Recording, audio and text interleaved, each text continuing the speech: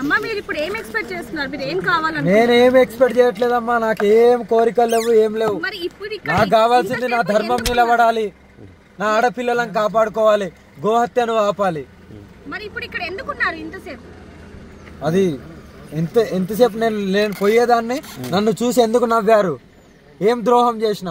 నా వంతు నేను పూజ చేసుకోవడానికి వచ్చాను, వెళ్ళిపోయేదాన్ని చూసి ఇష్టానుసారంగా మాట్లాడడం దేనికి? అది తప్పు కాదా? వాళ్ళకు అక్కలు చెల్లెలు ఉంటారు కదా. నేను ఏదైనా మర్డర్లు మానబంధాలు చేస్తున్నానా? కాదు కదా. మర్డర్లు మానబంధాలు చేస్తే అడగాలి, అలాంటి ఏం చేయనప్పుడు ఎట్లా అడుగుతారు? ఎట్లా చూసి నవ్వుతారు? ఇవి ఒక్క విషయంలో మీరు బాధపడుతున్నారు అంతే కదా.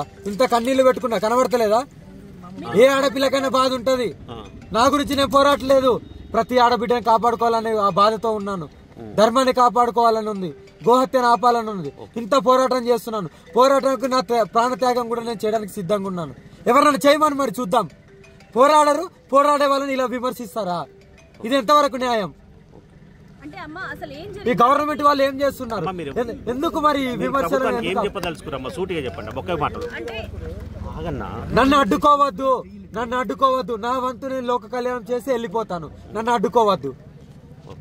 అమ్మా అసలు ఏం జరిగింది అనేది కూడా చాలా మందికి తెలియదు. ఒక్కసారి జరిగింది, ఎవరు ఏమన్నా అన్నారా లేకపోతే చూపుల ద్వారా ఇబ్బంది పడ్డారా అనేది ఒక్కసారి చెప్పండి. తీయండి, చెప్పినంత చెప్పాను, ఇంకా తీయండి. ఓకే.